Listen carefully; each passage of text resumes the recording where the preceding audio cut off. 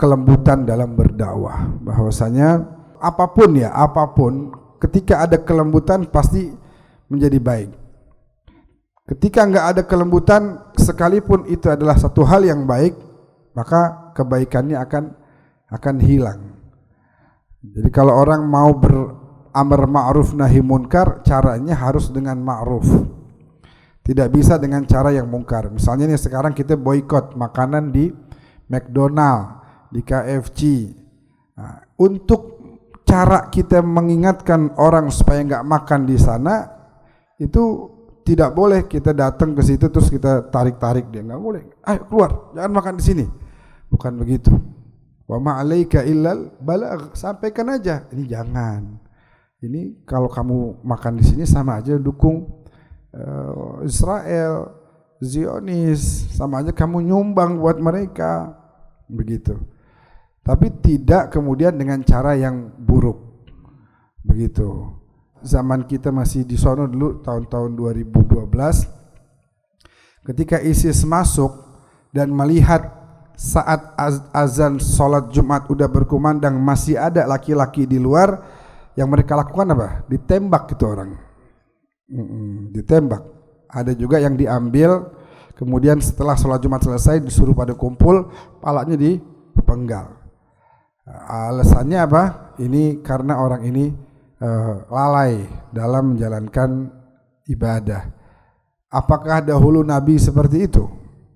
Kalau Nabi melihat orang yang misalnya saat azan belum masuk ke masjid, pasti Nabi akan menyampaikannya dengan cara yang baik. Ayo udah waktunya sholat, ayo sholat.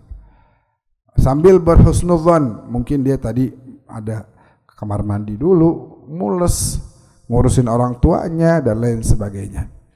Caranya harus lean, harus baik. Kalau caranya modelan kayak begitu, azan belum masuk masjid dipenggal kepalanya, ditembak.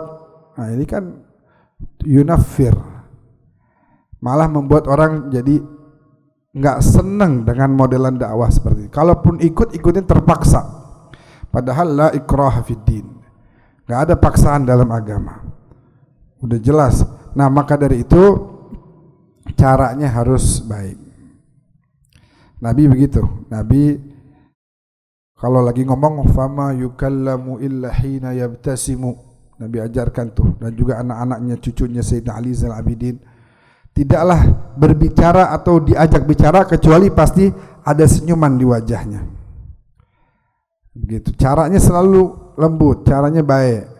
Karena orang yang sedang berdakwah itu dia menjalankan tugasnya Nabi dan Rasul.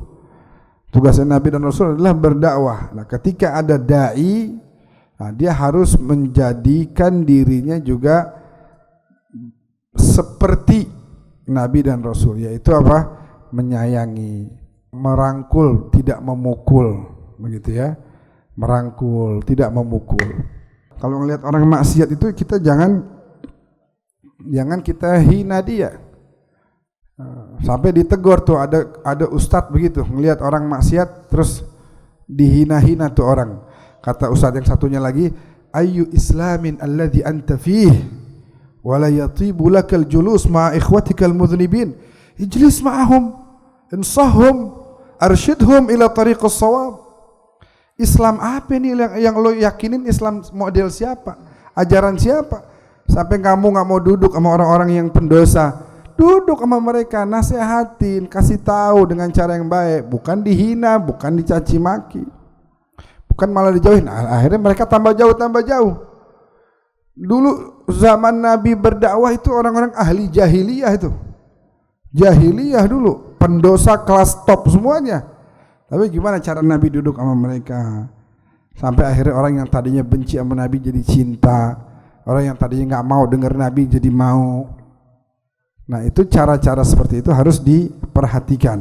Intinya orang itu ketika dia telah menjadikan dirinya sebagai dai, harus, jangankan dai, seluruh manusia Allah suruh untuk baik, apalagi dai, apalagi ustaz.